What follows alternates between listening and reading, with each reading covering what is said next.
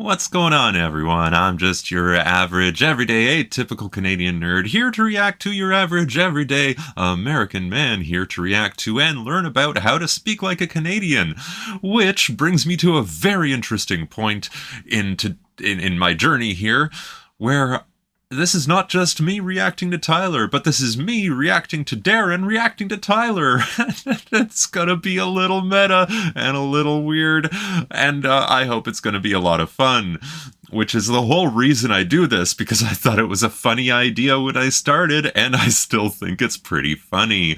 So if you enjoy this kind of thing, like the video. If you haven't subscribed, do it. If you don't like it, or you have thoughts you want to add, go ahead and leave a comment below. Hopefully something constructive instead of just saying that you don't like it. Maybe say what I can do to make things better for you. And that is how we also have the French word of the day, which is now part of the regular show.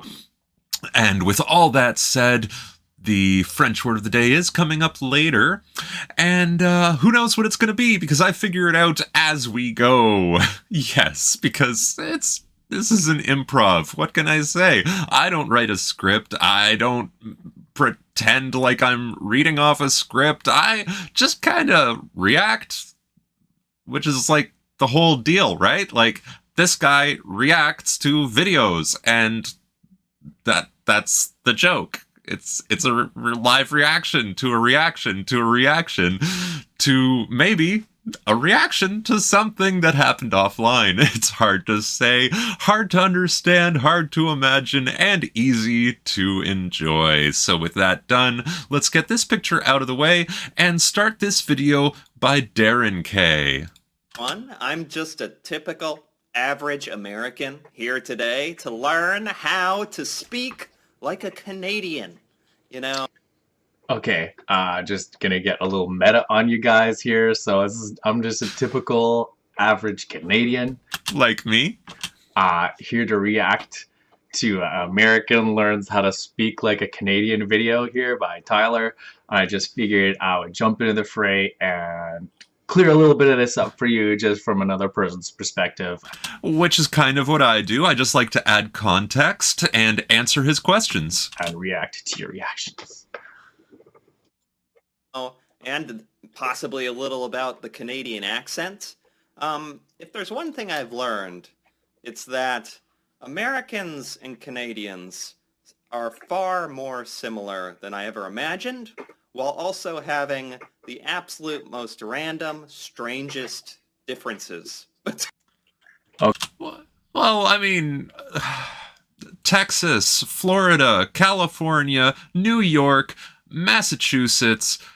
Do I need to keep going with how there are differences between the states also? All right, so we're going to learn to talk like a Canadian, but it's going to be generic Canadian. It's not going to be East Coast, West Coast, Maritimes, or Newfie, or Quebecois, I assume.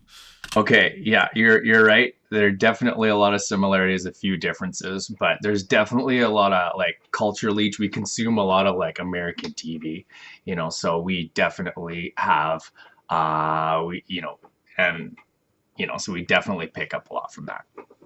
Oh, yes, absolutely. And we follow American politics because it's really important to know what your neighbors are up to, especially when they have so many explosives and firearms. Between the two of us, which is beautiful, of course. Fascinating, interesting, and beautiful differences between our cultures. And there's a lot of stereotypes in the United States about how Canadians speak.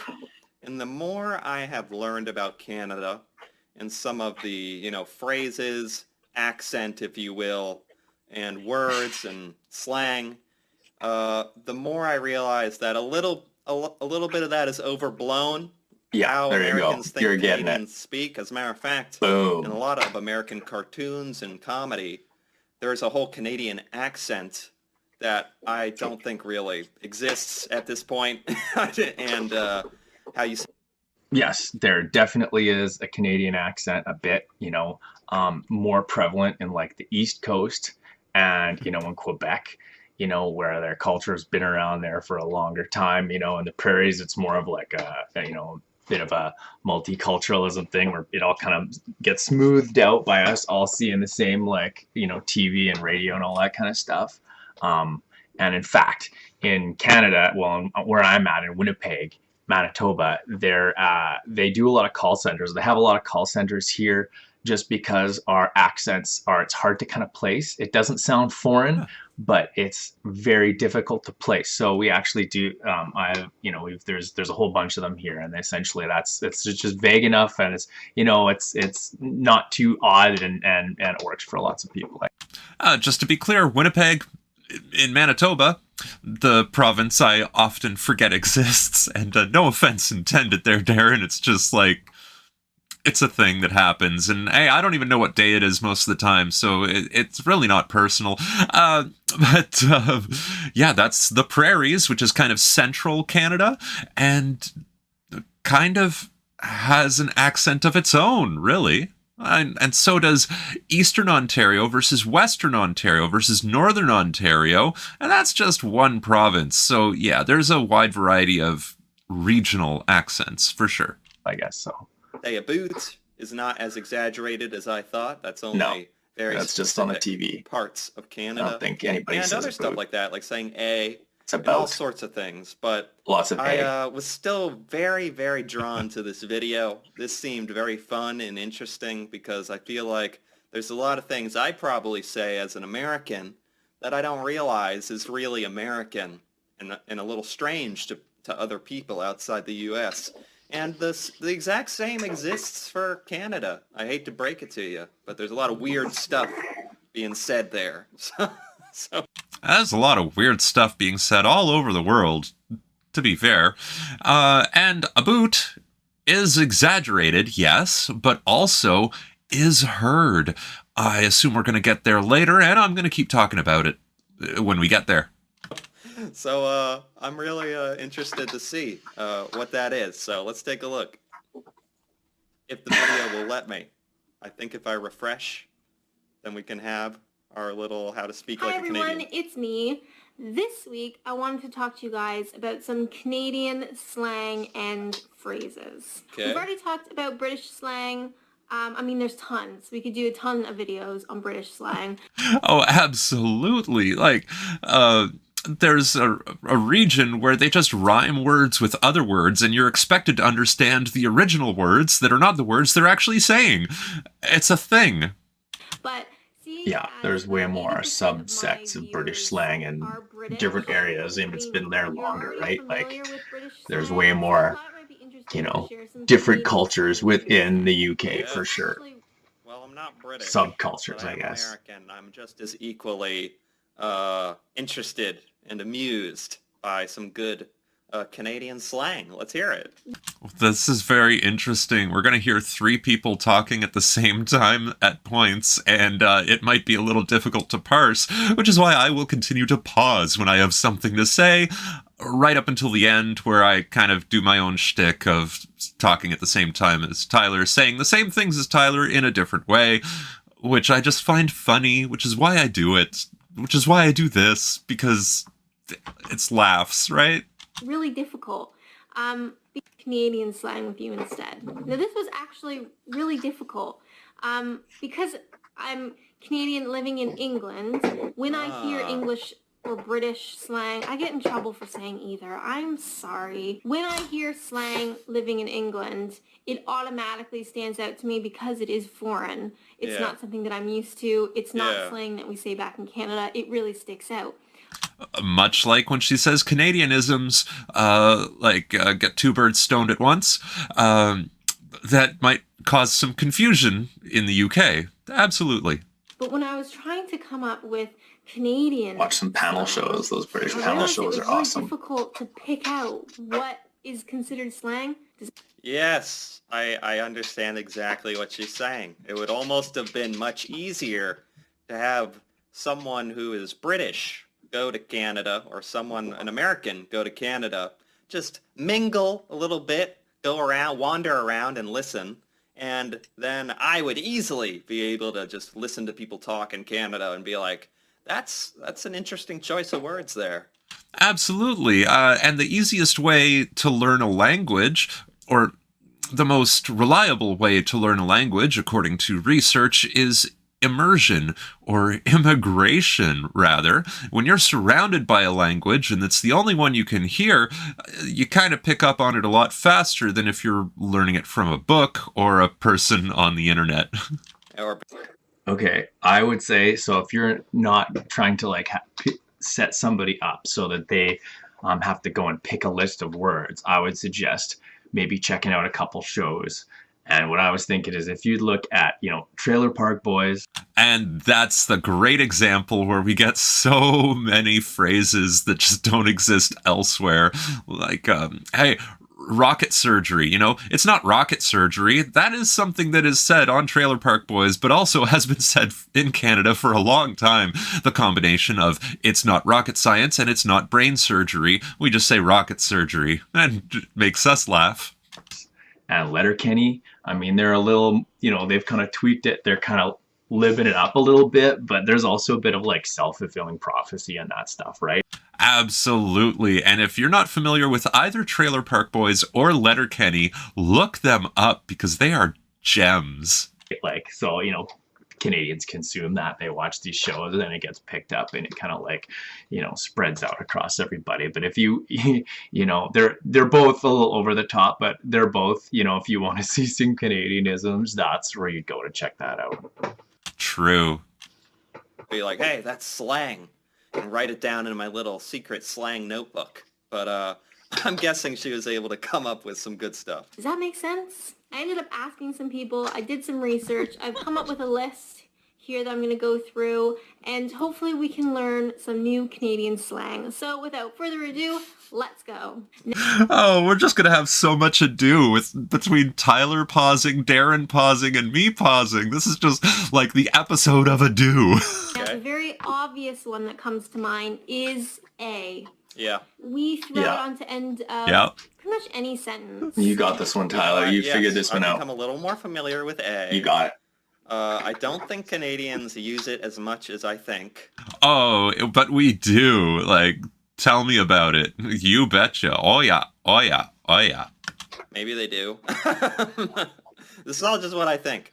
And it's basically to turn a sentence into a question? Or an exclamation. I think. It doesn't really matter. It tends to be sort of a rhetorical question. You might say it to make sure someone's heard what you said. But really, we like to sort of dot it in no matter what.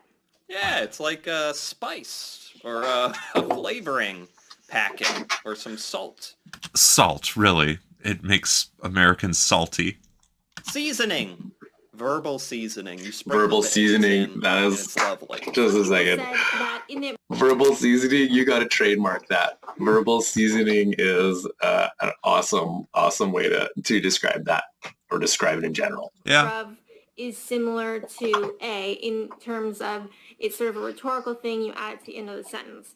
But I have to greatly disagree. From everybody's comments, it seems that in it, bruv, is a very low-end slang. You know, it's kind of cringy, like, oh, I would never say that. It's sort of looked down upon, whereas A, everybody says I couldn't tell you. Your grandma... I haven't been. Okay. I'm we're sure it's a getting lovely unique place. Perspective here because she I'd said love she's to. living in England as a Canadian, so she's actually relating some English and British slang, isn't it, bruv, to Canadian slang of A, but apparently they're not that similar. I think A is far more commonly used. Mother says Absolutely agree. It would be like the American, huh? it, your kids say it, your teacher says it, our prime minister says it, everybody says A. It's widely accepted. It's just part of our language. It's not looked down upon. It's just who we are. That is so interesting. I would have maybe been convinced at first that the use of A was an American fabrication, a stereotype, not real. It's about as real as in Japanese, where they will end a sentence with random sound, which is something you definitely hear in Naruto, where he famously says "datebeo" at the end of many sentences, but that's a combination of several different terms like date and bayo. Hey, I guess that's two, but hey, I'm not a Japanese expert. I'm just a nerd. But it is kind of real. It is real. I'm gonna go ahead and say it. It is full real. Used in Canada, and I love it. Yep. In Canada, you probably wouldn't say mate. That's not really a thing. Except in Newfoundland, where they'll say love. However, I have heard people say dude, which is more of a younger thing. I used to say dude a lot. But that is like a 20s and under sort of phrase. Oh, I don't know. I still call people dude. And we'll say A. And yeah, I mean, like, I put it in a text to a friend just yesterday. Huh. That's certainly a thing Buddy. in the United States. Oh, buddy, for sure. And guy. And friend. Yeah, it probably is a younger thing. In the United States, that used to be associated with surfing culture. I think the younger people now, and I have a little bit of evidence to back this up. I think the younger people are using bro now instead of dude or buddy. I think that the slightly older people will say dude and buddy, and the older people will say friend. California surfer dude with long blonde hair, surfing. Snowboarding Canada? Say, dude, what's up, dude? So snowboarders are the Canadian version of surfers. And that they don't say. Much like the surfing culture in the States, there is a huge snowboarding culture in Canada. Definitely in the Rockies. There's a bit down there in like Blue Mountain and stuff like that in Ontario, and definitely out in Mont Tremblant in Quebec. But Mont Tremblant en Quebec. yeah, there's definitely a culture that peels from that. And of course, there's like other people that like go in seasonally to Canada, and will be bringing that in from surfing, but they do want to ride or go snowboarding in the winter. Now, but the word dude is fairly common in young kids in the United States. I've caught Ninja myself Turtles. saying it now and again when I get carried away. But you might also hear people say bud or buddy. So Yeah, something like, hey Bud there, or bud. buddy is definitely You kinda have to say it with that, like, is accent. definitely Hey there, commonly bud. used. I feel like I've heard this. South Park. I feel South like Park did I've it. actually heard this used in reference to how Canadians talk. Yes, Tyler, there was a video you did weeks before this one where you covered this same topic of Canadian slang. Using the word bud. hmm Gosh, I don't know if it was like a My Family Guy jaw's thing supposed to or like split right some here. other show or Snap whatever. back. Buddy, But, I'm not your buddy, pal. Bud. I'm not your buddy, guy. I'm not your guy, friend. I'm not your friend, buddy. I'm not your buddy, guy. Yeah, that's the riff. Yeah, What's your I pal, heard friend? that In association with Canadians. Huh? Do you hear that? Or is that just me? So a sentence could be, hey there, bud, it's pretty cold out there, eh? And yes, That it is cold out there. definitely, someone's It's definitely said always that cold. sentence before It's around here. Canada. Bundle up. Now, a really famous cafe, I guess you'd call it, in Canada would be Tim Hortons. But nobody really... Tim. Oh, sorry. Didn't get a little carried away there, but every time there's a Tim Hortons reference in This one is of going to be a these long video. Yeah, videos on Canada, Tim Hortons is definitely just a gotta thing. acknowledge it. It gets me a little worked up in a good way. Tim Hortons was a bigger thing in Southern Ontario, and it kind of came out more dramatic in the late 80s, early 90s. It started coming out west and everything, but it started in Southern Ontario. That is true. That is where Tim Hortons began. And now it's even in the States. It's in the UK. It is international. But it is still very Canadian. And snowballed from there. Now, Tim, it's like this magical place that I've never seen, this magical utopia of Tim Hortons that I hear about. It's not Whispers magical. of this secret place. This. I think it's owned by the same people that own Burger King now. Technically correct. Restaurant Brands Incorporated. And those people live in South America. They're South Americans or something. I'm not 100% sure, but it's definitely, you can get, most people would, if it was up to them, they would definitely want a small like boutique kind of coffee place, mom and pop shop instead. And their donuts or whatever are going to be like, freshly baked and stuff like that, and done.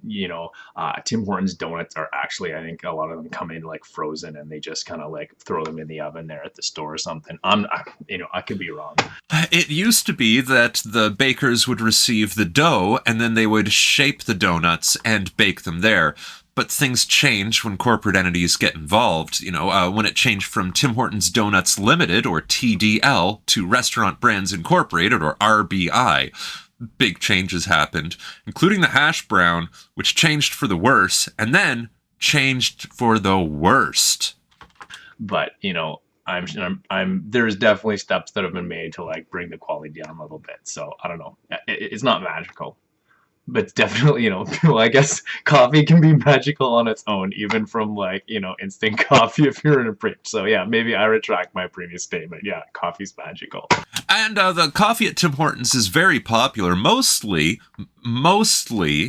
because low price and 18% cream. So you're not getting half and half cream like many other establishments may serve, but you're getting the creamiest cream other than whipping cream. And that really increases the deliciousness because of the fat content, which is one of the good fats. So don't look down on it because coffee is great. And here it is again. Really calls it Tim Hortons, we call it Timmy's. Timmy's are Or Tim's. Timmy's. Okay, good to Tim's. know. If I'm going to assimilate into the Canadian culture and be mistaken for a true Canadian, I got to know that kind of slang. Heading to Timmy's, eh? everywhere. I come from a fairly small town, I guess you'd call it. I would tend to call it a village, but it's not as small as like an English village. It's like a Canadian-sized village. Anyways, it's not very big, and we had 2 Timmy's. And I swear, if you stood in the parking lot of one, you can almost see the other one. Like, they're that close. It sounds like It's Godrich, ridiculous. Okay. But we Ontario. at Timmy's, you can get things like coffees, hot chocolates. There are iced caps, iced cappuccinos. It's like... Oh, I was going to say ice caps. Do people in the U.S. say ice cap? It's mostly sugar with a little bit of coffee and some water in it. But it is delicious because of all the sugar. When I get an iced cap, or iced cappuccino, as it is, I also get a shot of espresso so that there's real coffee in my powdered mix. Is this just a her thing? I definitely Or is this a heard thing? about ice caps. Anyway. and it's Oh, I enjoy the iced cap. Some people get it with hot chocolate added. Some people get it with coffee added. Me, I choose espresso. And yeah, she's not wrong about being at one Tim Hortons and being able to see another Tim Hortons. I've told the story a few times that where I went to school, there was one road, and on that one road, within a 1 kilometer stretch, there were 5 Tim Hortons locations. And that way, when I was driving to school, I could just look left and right and say like, oh, that drive-through is too long. That one's got a line up at the front door. That one's empty. I'm going there for my coffee and donuts. Yes.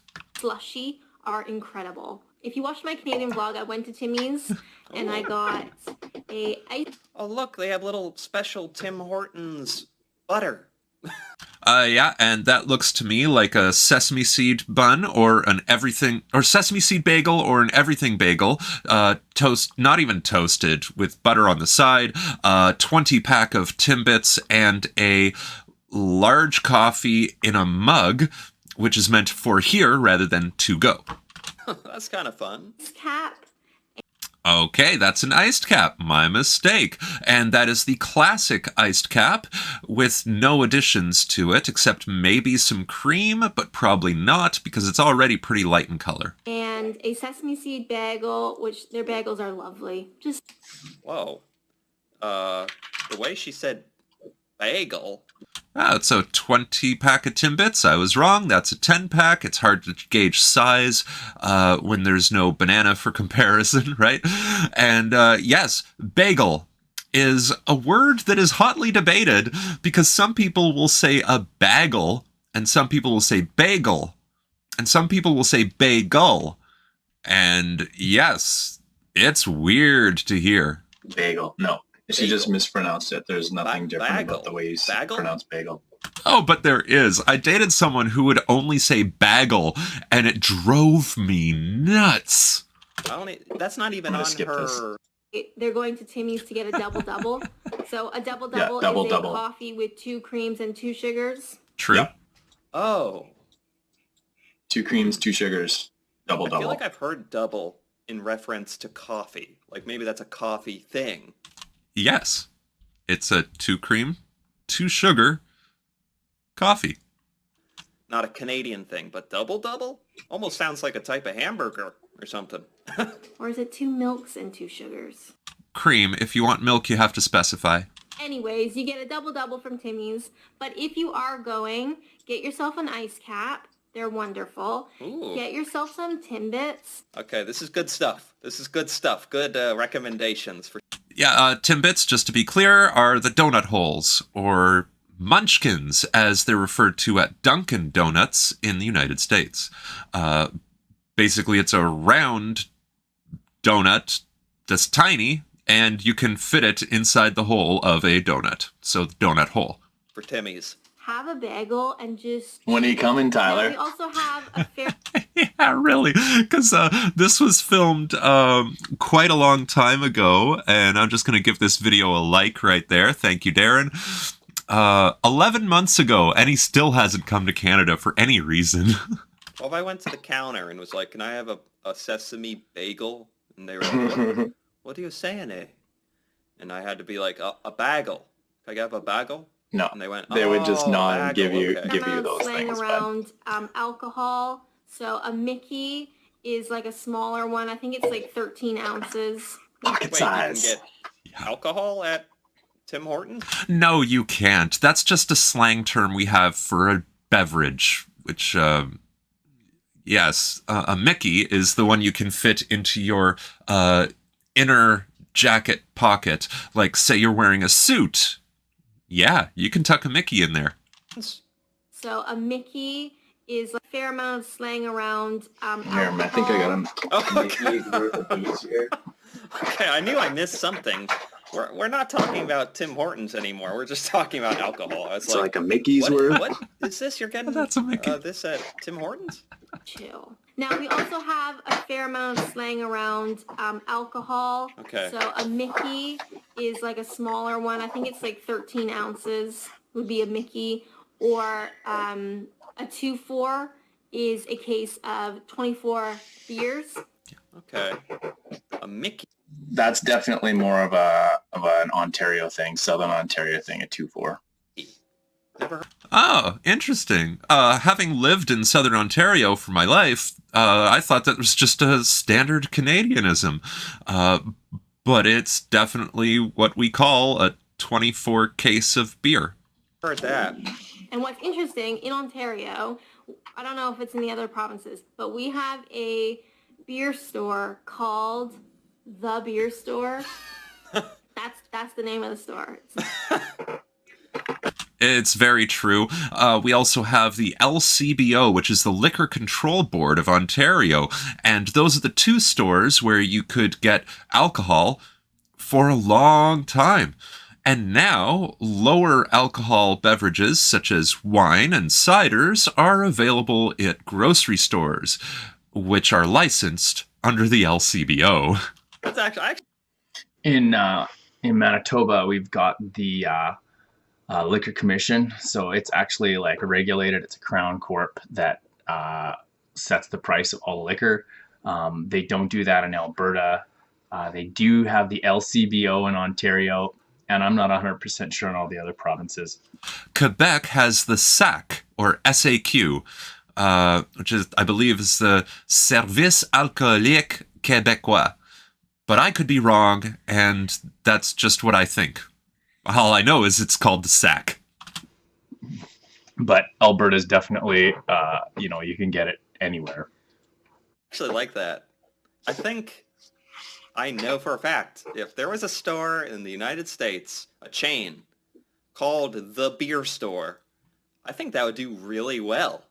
And here it does. Like, people will go to the beer store and get some beer. Like, my mom, she worked at Walmart for over a decade, and she'd say, like, oh, I'm out of carrots. I need to go to the carrot store.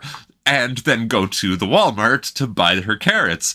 And so we do that for everything. Like, oh, I need to go to the pepper store. I need to go to the mustard store. Just as examples. And well, we don't necessarily mean that there is a pepper store or a mustard store. We're just going to the store that has those things. But the beer store is legitimately the beer store. Americans love funny little stuff like that. Oh, the name of the beer store is the beer store. I think that would do very well just on the name alone. It's the beer store. So a phrase you might say, hey bud, I'm gonna head up to the beer store and get a 2-4. Other slang you might hear, so in Canada we have a $1 coin and a $2 coin, just like in the UK. Right. We call them loonies and toonies. I have heard this at some point Twice. along the line. I reacted to Canadian money a while back. And Canadian slang. Also a while back. Looney and Toonie, 1 and 2, right?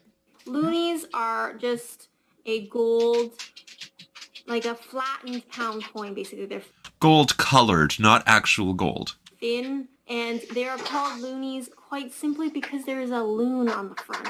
Which is a bird. In Canada, Oh, okay. Well, a waterfowl, to be technical. Actually didn't know that. Is the Toonie for 2, though, for the number 2? Correct. Because we already had the loony, and we thought, well, what are we going to do with this $2 coin? Hey, 2 is like Lou, so loony and toonie. It has a polar bear on it. A family of polar bears? Anyway, if you flip it upside down and cover the bottom, then it looks like penguins on a rock.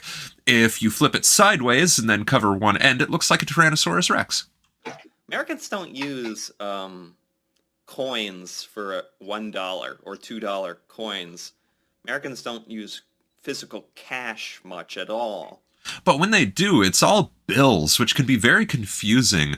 All right, so one time I was at a restaurant in LA, and my girlfriend hands me a bill to tip the valet when we get our car. And so me, being trusting, I do the handshake pass of a folded bill in my palm, and I'm like, okay, there's your tip, and I'll take my keys, and then we drive away. And she asked, where's my change? And I said, what change? You handed me a bill. I handed it to him. She's like, that was a $50 bill. I'm like, well, you should have told me you expected some change. Like, what were you thinking? I'd also point out that Canadians drop the penny. So, I mean, if you're using the debit, you're paying Visa, then you can, it rounds right to the proper cent. But if you're dealing with cash, they just round it up or down to the nearest nickel. No one wants to carry around a bunch of pennies in their wallet. That's correct. We used to have too many pennies. So many pennies that we would just dump them places. Like, there was a little bin at almost every gas station that said, take a penny, leave a penny. And it was just like, I don't want to deal with my pennies, so blah, there they go. Or someone's like, oh, I'm a few pennies short of buying my gas. Let me just take these pennies and pay. But there are other people who just like put them in buckets and then waited until the bucket was full. And then they started a new bucket. And then years later, they would die and their children would inherit these buckets and be like, what am I going to do with all these pennies? And then they would sort the pennies. They would roll the pennies. They would go to the bank and exchange pennies for real money. It's bills. Never, we have a dollar coin, but no weirdo ever pulls that out. That'd just be a little strange. we like our loons. They're birds if you're not familiar. Do they have... They're They're birds that waterfowl birds that really low. They've got a crazy voice. So if you're at the cottage, you're at the lake, then you can hear them, and they just sound at like the off hours, and they just sound like they've got big calls. You can check that out. Yeah, it's hard to describe the sound of the loon, but it is beautiful and haunting at the same time. So if you've never heard a loon call, then look up loon call, and you will hear the call of the loon. Actually, pretty cool. Spelt Loon, not the French, which is Lune, which actually means the moon. They must have loons in the UK. They swim underwater. So we have loonies that have... I am vaguely aware of what a loon is. I couldn't picture it, but I knew it was a bird, but barely. the loon on them. We call toonies, quite frankly, because they're worth $2, Okay. and we couldn't come up with a better name. I always thought we could have gone with berries. Canadian podcast, We got bears on them. which Oh, that's a good point, Darin. Oh, berries. really helped with this research because I Yeah, realized toonies makes sense too, though. that we Canadians tend to say, quite a lot. It's not something I ever noticed before. For sure. but, Huh. I talked to my boyfriend. He confirms that I say it a lot. You know, I wouldn't say that that's common for a lot of Americans, Neat. but it wouldn't be unheard of for someone to say, Certainly no one says it a lot. So that is funny that she's kind of identified that that's verbally something that Canadians do, like more than they think. Yeah, we say it at the beginning of sentences, in the middle of sentences, and at the end of sentences. It's rather versatile, kind of like, eh? And this podcast, my God, there were so many people on it that would say, Again, it's kind of like a rhetorical, So a phrase might be, it's pretty cold out there, you better... Yeah, it's like totally something you'd say, and you're not really asking a question. You're not really saying, do you know? You know what I mean? It's just something you tack on, you sprinkle onto your sentence for no real reason, just because it's fun. Yeah, it's a cat being a cat. Trying to tell me something, I don't know what.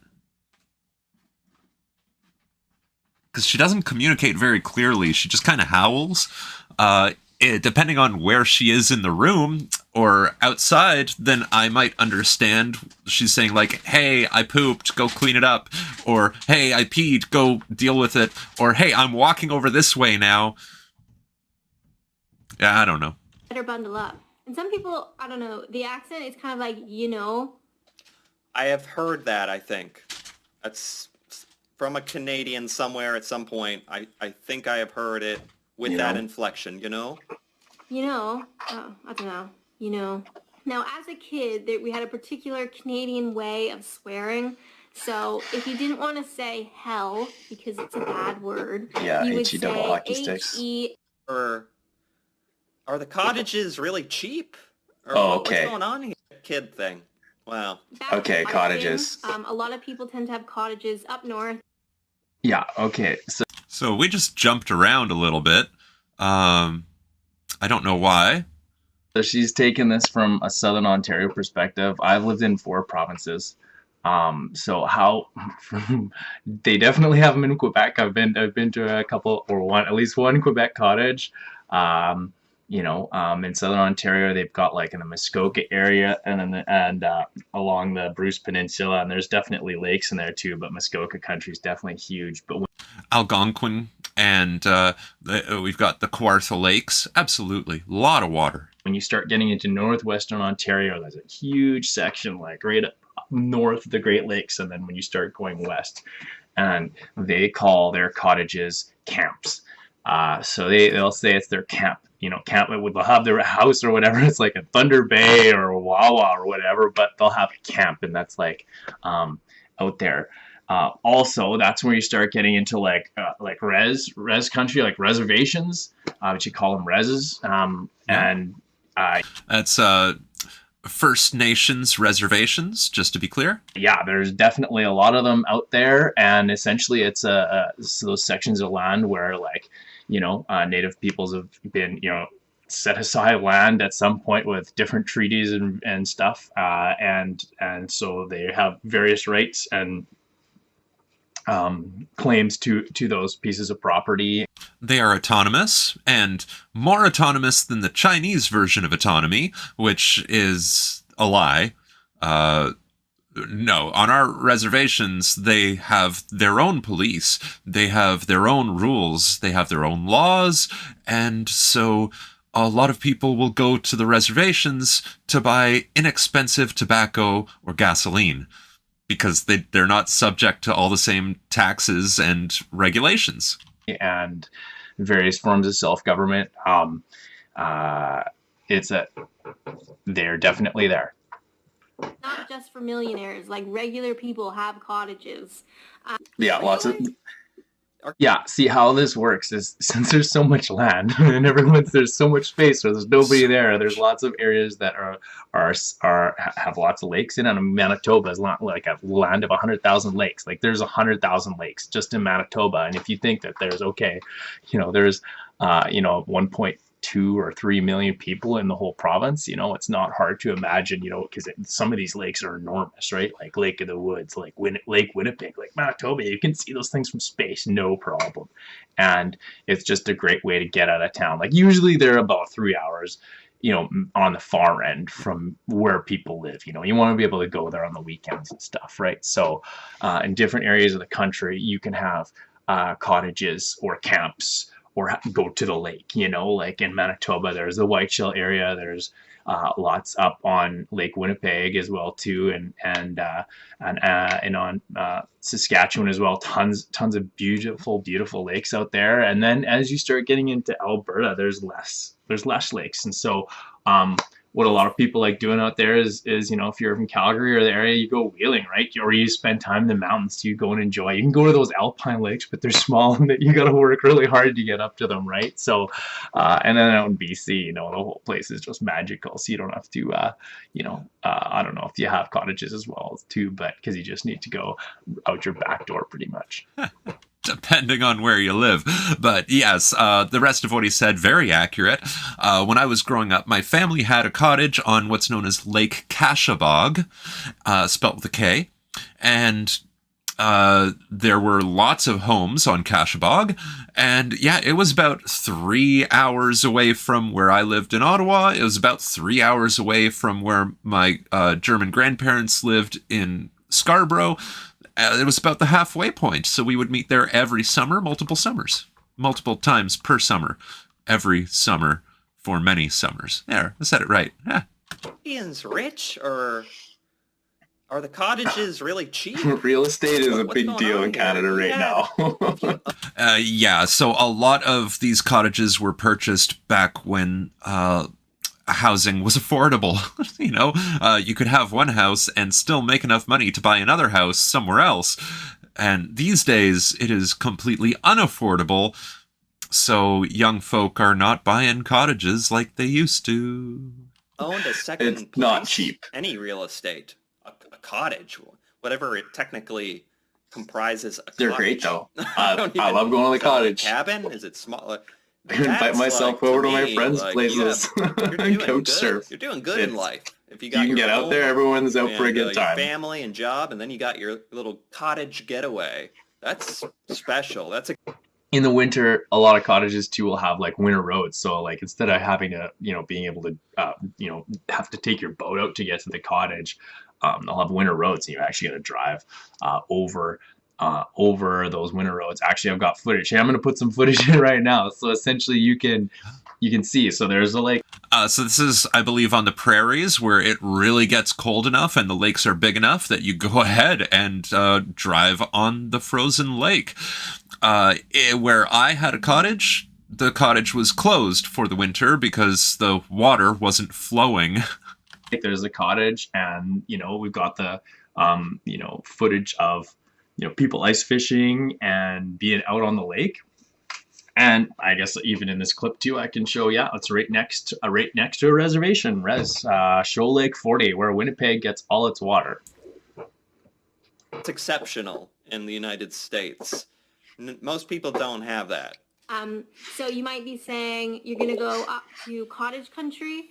That just means cottage where country. lots of cottages are. A big one is Muskoka, if you've ever heard of that. Lots of cottages. So just picture, like It's a small big one because house it's or like close a to Toronto, right? It's cabin in on a southern lake. Ontario. You go tubing and swimming and Yeah, I mean, it sounds great. Sounds amazing. It's just not something people do much or have the opportunity to do in the U.S. fishing, and you drink a lot. You bring up a bunch of cases of beer from the beer store. Cottages, honestly, cottages are so lovely. Another Yeah. common slang in May, we have a long... Hold on. I gotta see. Canadian. Okay, I'm going to insert some footage of cottages here. These are what cottages look like, Tyler. This is what they look like. I feel like this is gonna show me the most. Here we go. Here's some awesome footage of cottages from above. This is what people go and head out to the lake to do, man. They go out and spend some time out hanging out at the cottage. Yeah, where I used to cottage, the houses were all on the waterfront. Some of them were on islands in the lake, and there was not a kind of subdivision built behind. But I have been to cottages that were owned by friends, and they did have this kind of neighborhood where you might not be on the water, but you're close enough to the water that you might as well be able to just pick up your canoe and walk, which is known as portage, where you could portage your boat from wherever you lived to the docks, where you could then launch your boat in the water. Beautiful assortment of cottages. This cannot be standard. This is just like outrageously nice. It's fun not little outrageous. cottages. Is this They normal? can be, they can be outrageous. Check out Lake of the Woods, man. If you Google are Lake of the Woods beautiful. Is it just cottages, they are, Choosing Sylvan beautiful Lake in cottages. Ontario, or Okay, in, I'm jealous. You got in me. Alberta, there are some crazy weekend, cottages so out people there call for it sure. May 2-4. Common slang, in May, we have a long weekend, so people call it May 2-4. Only in Ontario. Everywhere else, they call it May long. Oh. So a typical phrase, you might say, I'm going up to the cottage for May 2-4. Now, this other one I noticed, I say for sure a lot. Now, at first I didn't notice it. Then my boyfriend started making fun of me for it. I'm Then gonna skip this one. I know what it sounds like. So a phrase could be, it's cold out there, that's for sure. You better bundle up, eh? We talk about the cold a lot. That's the first thing that comes to mind. People I talk actually about noticed the my weather boyfriend started to because it's say a it. pretty safe topic. So That's why people naturally, talk he's gonna about the get weather. teased till the You day can't he piss dies somebody for saying off it that way. if you're Another one talking might about something be, that it everybody was can definitely see fun, right outside the sure. window, I and it can't wait affects for them on my a daily holiday, that's for basis. sure. It's raining out there, that's for sure. It definitely somehow fits into the Canadian trope of excited about what you're about to do. You're very excited. Going to the beer store, that's for sure.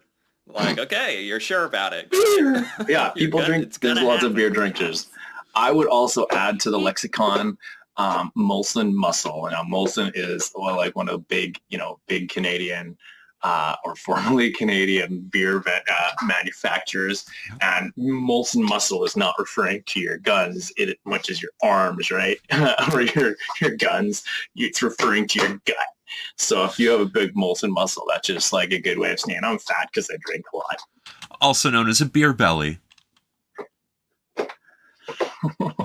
Here, bud, I'm gonna head over to Timmy's. You want your double-double? Let me count up my Loonies and Toonies. Sometimes I think you could also get your Molson Muscle from too many double doubles. From the beer store. We're gonna head up to Cottage Country for May 2-4. Hope it's not too cold up there, eh? It's gonna be a great weekend, that's for sure. Okay, so that was basically the most Canadian statement ever? I bet, has any Canadian ever said those exact words in that order? Yeah, Or probably. I wouldn't doubt it. that would just like summon... Probably. I'll reiterate, man. Hope it's not too cold up there, eh? It's gonna be a great weekend, that's for sure.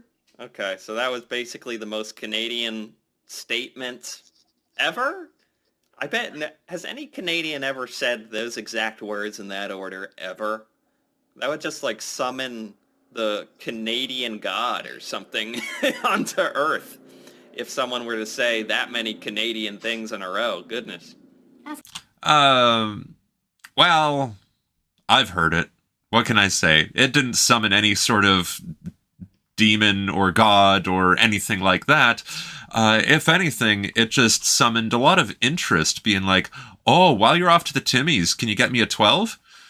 Or get me a 2 for when you're at the beer store, or oh, can I come to the cottage? That's the interest that is elicited. Most of them, isn't it? Also, what I love, I think, oh god, I should have researched. I think in Saskatchewan, Bunny hugs. a jumper, or what I would call a hoodie. So like you put it on and it's got the hood. A sweater with a hood. Oh, jumper. Is a jumper a hoodie? I've heard the word jumper. Yeah, I mean, in my lexicon, it refers to someone who's on top of a high building and... I don't remember. Is a Yeah, jumper a we'd hoodie say in hoodie. Canada? Hoodie That's everywhere called except a Saskatchewan. bunny hug. A bunny hug. I've rarely heard it Bunny actually hug. referred to as a bunny hug. Likewise, I've only heard of it on the internet regarding Tyler Bucket's channel, and some people in the comments have shared with me that that's the word they use, and that's so different for me, being an Ontarian.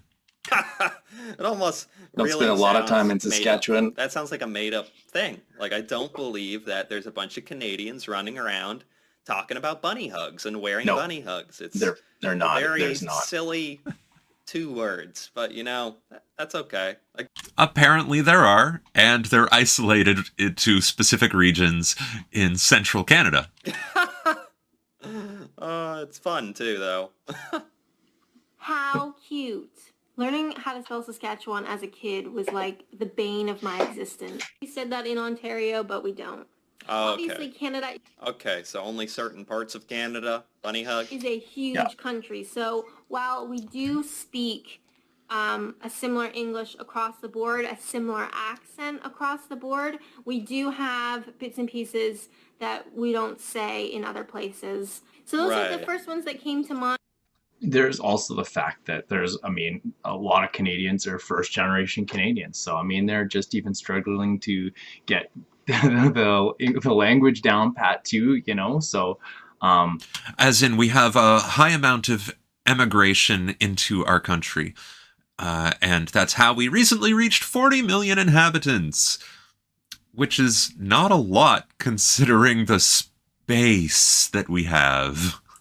So yeah, ultimately though, like a lot of the stuff is just because we consume like American TV, standard American TV, like we pick that up. It's also why there's the CRTC, essentially that's where there's a mandated amount of Canadian content that needs to be put on the television, which helps Canadian TV producers and actually make stuff like Trailer Park Boys or like, Letterkenny. Corner Gas, This Hour Has 22 Minutes, The Royal Canadian Air Farce.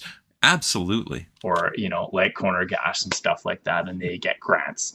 And then they're able to also ensure that they'll have, be able to get airtime on networks, and then once they get syndicated, then it can go out, to the rest of the world, right? Once it hits like 100 episodes or whatever that is. I hope you guys have learned something new, and maybe you could sprinkle in a couple and for sure's and And for sure. expand your vocabulary. As always, maybe. thank you guys so much. I would also add, I can't believe this didn't get mentioned, but hoser, maybe that's just more of an older Canadian thing, but Yeah, that was popularized by Bob and Doug McKenzie from SCTV, also known as Second City TV, which was a sketch show not unlike Saturday Night Live. And Bob and Doug were the classic Canadian beer-drinking, donut-eating hosers who would call each other a hoser and say, "Take off, eh?" Yes, and that is from an older generation than myself, which I am familiar with because of my parents. If you go look at Bob and Doug McKenzie's Strange Brew, with Rick Moranis and Dave Thomas, classic, Canadian classic. There you could get some serious Canadianisms. It's also ridiculous and silly and kind of stupid, but also very good. That again is Strange Brew. But they say hoser all the time. I mean, and that's like essentially calling somebody a rube. You're like a country bumpkin if you're a hoser, right? Like it's not an affectionate title unless you're kind of joking with your buddies. It's also not a very offensive title. So in the way I learned it, a hoser is because you drink so much beer you gotta let loose like a fire hose. And so calling someone a hoser, yeah, it could be a rube. It's casual, lighthearted Canadiana. I'd also add the term clicks. That's like kilometers. Which is international and not just Canadian. So that's the same as, the rest of the world and NASA, as opposed to Americans. They're still on the miles. I guess the UK still uses miles, like for some stuff. I'm not 100% sure, but and instead of clicks, they might say mics, referring to miles. Mics can also refer to minutes. It can also refer to microphones. It's not very straightforward. Everybody else is converted to metric. Another one would be Z. So saying instead of Z, Americans say Z, but Canadians say Z. Which I believe is the proper way to identify the letter. There's also we use like British and French kind of spellings for some words, right? Like color, COLOUR, or center, CENTRE, or check, CHEQUE, instead of CHECK down in the States. Right, and so we use the original spelling that came from France or England, and America has shortened a lot of it because long ago, printing on paper was charged by the letter, so many words were shortened by removing certain letters. I'd also say another one is KD. So if you mention Katie, that's craft dinner, like the pasta in orange flaky cheese sauce, like also known as macaroni and cheese, but yeah, KD or craft dinner. Like carb loading, that's what it's for. I'd also say another difference is we use universities as opposed to colleges in the States. So we have colleges and universities. College would be blue collar. University is white collar. That's it. Blue collar being the trades, work with your hands. White collar being a desk job, work with your brain. So we've got, University of Winnipeg, University of Waterloo, whereas in the States, like the top level education would be like Ivy League colleges, right? So we've got universities and they've got colleges down in the States, whereas colleges in Canada mainly refers to like community college, which is more like vocational work or like hands-on training for technical skills is usually what colleges are for in Canada. I'd also say one other thing I've noticed is Mounties. So Mounties are, they do ride horses and they've got the red serge, like the hat and everything like that. But imagine them as like, kind of like the FBI, like they're in the federal level. They also do like local policing in small communities where there just isn't enough people to have justify a full-on police force. So I have like Mounties or RCMP, Royal Mounted Canadian Police, that will go into Royal Canadian Mounted Police, the RCMP, which are referred to as Mounties. And if you're not familiar with a show called Due South, check it out, because that's the, short version. Mountie travels to the United States. Hilarity ensues. And police communities and have people that travel between them and, check the highways and give people tickets while they're going to the other small communities. They're not like a local police force, just because there just isn't enough, in a small town or village, there just isn't enough people to warrant, having multiple people hired in and policing a small community, right? So much for watching. Thank you for over 3,000 subscribers. That's genuinely insane. If Yeah, you're I don't- Canadian watching this, please. I don't have a YouTube channel. I'm just using this to like help. I figured I could give you a hand, Tyler. You wouldn't mind hearing another perspective on your reaction here. Oh, that's kind of the same idea that I have here is that, hey, while I'm watching Tyler's shows, I'm like answering his questions. I'm talking to my phone while I'm in the kitchen washing dishes. And I thought, well, this is silly that I'm just responding to him without actually responding to him. And so, that's why I started doing this. Like, that's not even why I created a YouTube channel. It's just the first funny series that came up in my mind. Leave your favorite slang. Oh, maybe I'll have to check that out. This was by Adventures and Naps. Did she say that she had 3,000 subscribers? Like, thanks for 3,000? She has 134 now. So that turned out pretty good. This was by Adventures. Wow. I'd also say another term for Canadians probably would be like riding. So that would be if you're snowboarding, you'd say you're going riding, unless you're a horse person, and then you're like horse riding. But yeah, if you say you're going riding, that would definitely mean you're going snowboarding. Or we say we're going sledding, refer to our snowmobile as a sled. Yeah. Adventures and Naps. This was 4 years ago. I gotta give that a like. That was a very good video. Very fun. Make sure I give As a you a like. Canadian, I thought, oh, And I made sure to give Darin a like. Oh, it's like likeception around here. these terms were universal. I could see where you'd make that mistake. Canadians say sorry. Yeah, that's another They one. do. Sorry. Yeah. I don't Apologies. think she mentioned sorry. Yeah, I say sorry all the Canadian, time. It's so weird to see all the easy- slang hey, you're I not trying to use be every day and confrontational. don't realize it. Yeah, I'd say that. Yeah, the reason, saying sorry, you're just trying to be like, you're going with the flow. You're not admitting to anything. You're not actually apologizing. You're just saying sorry. You're trying to like get out of people's road. Like, oh, sorry, I'm like getting out of the road. You know? Yeah, in the United States, if you apologize by saying sorry, you're basically admitting that you are culpable or at fault. In Canada, you're just being the polite Canadian, so you're not admitting to doing anything wrong. You're just like, oops, sorry. Let me just squeeze right past you here.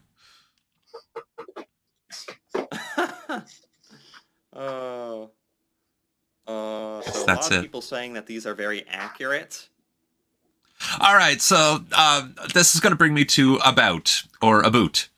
Now, I have said it before, but I'll say it again and again and again, that people definitely pronounce it aboot. They just don't realize they do. So if you're talking to a Canadian, pay very close attention to the way they make their vowel sounds, especially when they say bagel or about, because it's subtle, but if you listen carefully, you might be able to hear about.